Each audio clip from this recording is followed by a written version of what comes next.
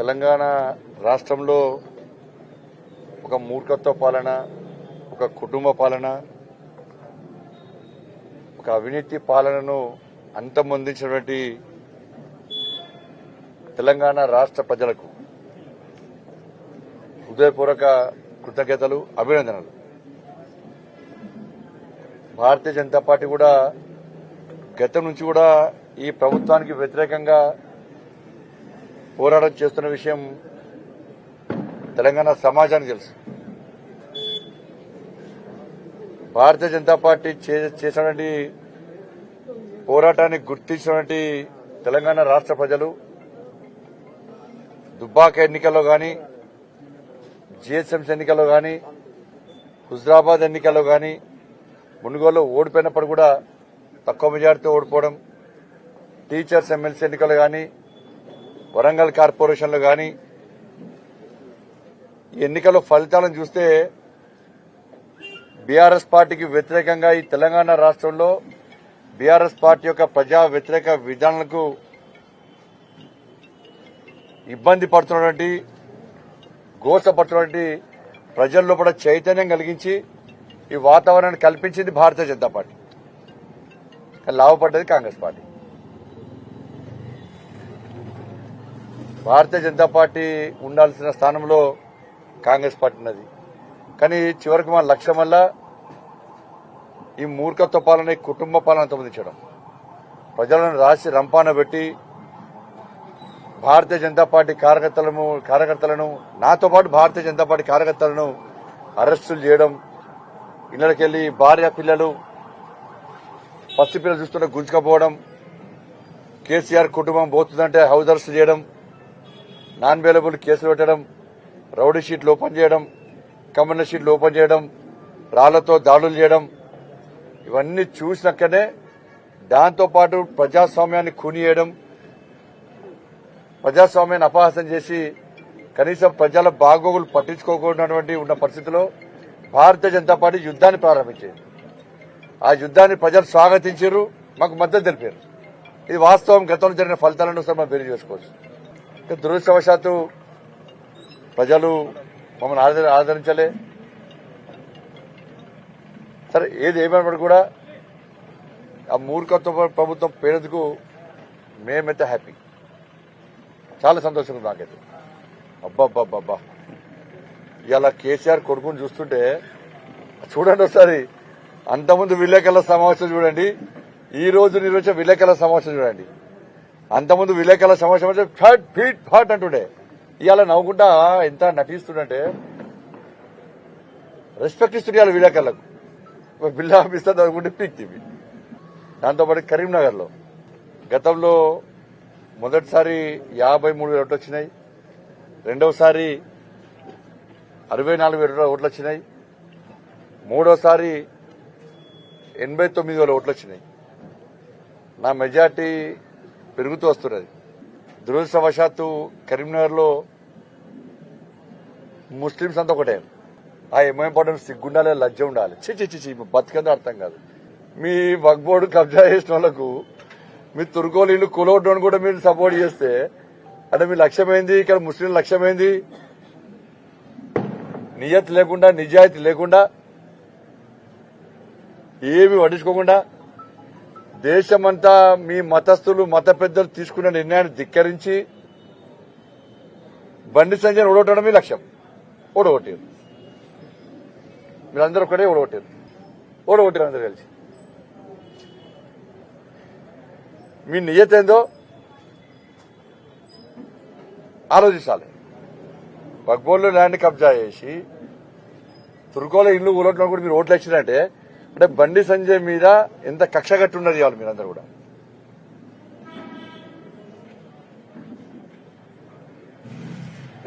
హిందుత్వం కోసం మాట్లాడినటువంటి, హిందూ ధర్మం కోసం పోరాటం చేసినటువంటి బండి సంజయ్ని ఓడగొట్టిన తర్వాత హిందువులు ఆలోచించుకోవాలి.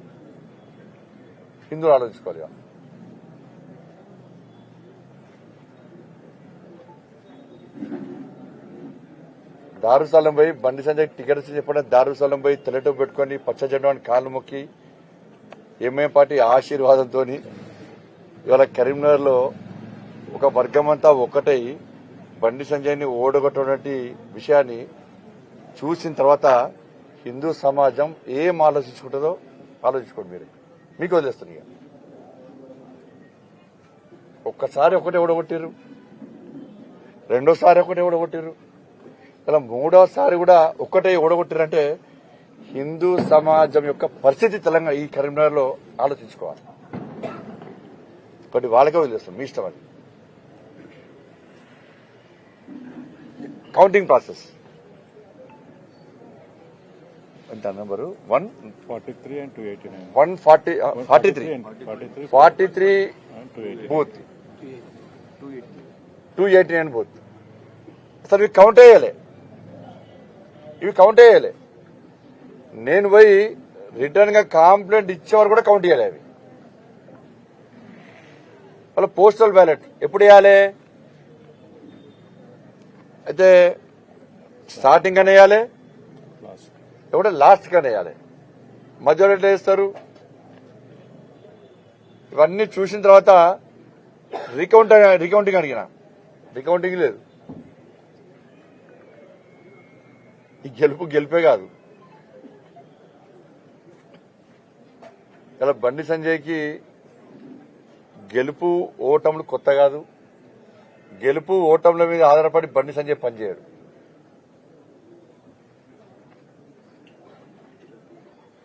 గెలిచినా పనిచేసినా, ఓడిపోయినా పనిచేసినా, చివరకు నా లక్ష్యం ఈ తెలంగాణ రాష్ట్రంలో భారతీయ జనతా పార్టీని అధికారంలోకి తీసుకురావడమే నా లక్ష్యం.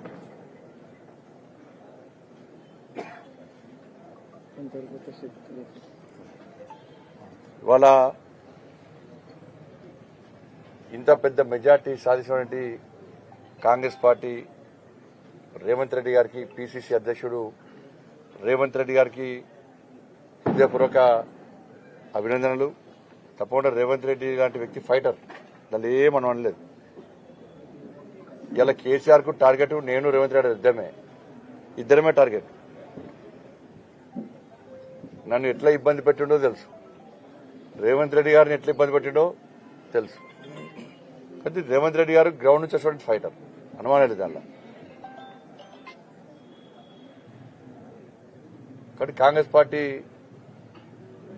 ఇలా విజయం సాధించింది. వాళ్ళందరూ కూడా కృతజ్ఞతలు. ముఖ్యంగా నా కోసం, పార్టీ కోసం కష్టపడి నిద్రాహారాలు మని ధర్మం కోసం పనిచేసినటువంటి నా కరీంనగర్ కార్యకర్తలకు, వాళ్ళ యొక్క సేవలు, వాళ్ళ కష్టపడ్డ తీరు, అసలు తెలంగాణలో నేను పర్యటన పోయినప్పుడు పోయినా కూడా నా కరీంనగర్ కార్యకర్తలు హీరోలన్నా. మహిళా కార్యకర్తలు కూడా అన్ని బంద్ చేసి అన్ని పనులు పక్కబెట్టి బీజేపీ గెలుపు కోసం, నీ గెలుపు కోసం కష్టపడి పనిచేస్తారని చెప్పి తెలంగాణ మొత్తం చెప్తుంటే నాకే సంతోషం అనిపించింది. వాళ్ళు ప్రతి కార్యకర్త నిద్రాహారాలు మాని ఇవాళ భారతీయ జనతా పార్టీ గెలుపు కోసం కరీంనగర్లో కష్టపడి పనిచేశారు, ఇష్టపడి పనిచేశారు. బీఆర్ఎస్ పార్టీ వాళ్ళు లక్షల రూపాయలు ఇస్తాను కూడా ఎవరు పోలే. 200 కోట్లు ఖర్చు పెట్టారు. ఉల్టా నేను ఖర్చు పెట్టా, నేను పైసలు సంపాదిస్తా అన్నారు, ఖర్చు పెట్టినారు, సవాల్ విసిరు, పారిపోయారు. వాళ్ళకేంది 50 మంది కార్పొరేటర్లు, జెడ్పీటీసీలు, ఎంపీటీసీలు, సర్పంచులు, ఈ చైర్మన్, ఆ చైర్మన్, మంత్రి, కోట్ల రూపాయలు. మాకెవరు? ధర్మం కోసం పనిచేసే, ధర్మాన్ని కాపాడే ధర్మరక్షకులు. వాళ్ళే మాకు వెంట ఉన్నది.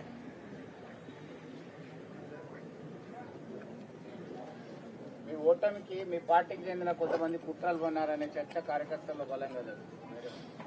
ఇప్పుడు నా పోస్టు ఊడగొట్టడానిక వెంటబడ్డారు, ఊడగొట్టారు. నన్ను ఊడగొట్టడానిక కొంతమంది ప్రయత్నం చేశారు, కార్యకర్తలు కాకుండా కొంతమంది నాయకులు ఉన్నారు. ఓడగొట్టారు. ఏముంది దాంట్లో ఏమున్నది? ఓడిపోతే బండి సంజయ్ ఇంట్లో కూర్చుంటాడు. ఏంది? బండి సంజయ్ పార్టీ కోసం పనిచేస్తాడు. చెప్తున్నా కదా, బండి సంజయ్ ఓటమి గెలుపులతో బండి సంజయ్కి సంబంధం పట్టించుకోడు. బండి సంజయ్ గెలిచినా పనిచేస్తాడు, ఓడిపోయినా పనిచేస్తాను. ఓడిపోయినప్పుడు పనిచేసిన నేను కష్టపడి పనిచేసిన.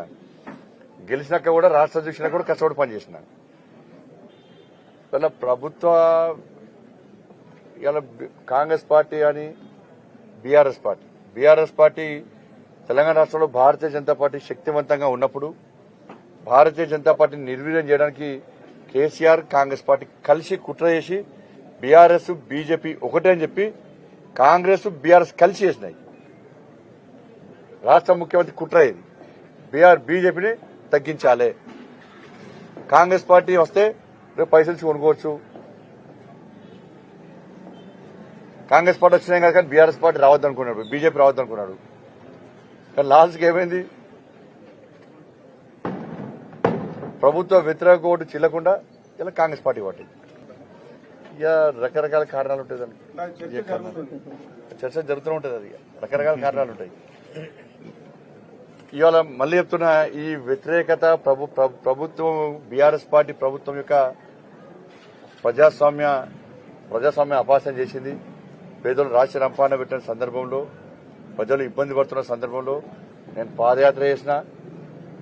150 రోజుల పాటు 1600 కిలోమీటర్లు ఎండనక వాననక చలనక పాదయాత్ర చేసిన. ప్రజల సమస్యలు తెలుసుకున్నాం. కార్యకర్తలము నేను అందరం కలిసి ఎప్పుడు ఎన్నికలు జరిగినా దానిలో విజయ పరంపర కొనసాగించడం, విజయదుందు మ్రోగించడం. ఆ వాతావరణం, ఆ కసి ప్రజల పట్టు ఉంది. బీఆర్ఎస్ పార్టీని ఓడవటానికి కసి ప్రజల పట్టు ఉంది. ఆ కసిని తయారు చేసింది భారతీయ జనతా పార్టీ. ఏమనవాలి జల్లా, కానీ లాభపడ్డది కాంగ్రెస్ పార్టీ. జరిగింది మీకు తెలుసు, నాకు తెలుసు, అందరికీ తెలుసు.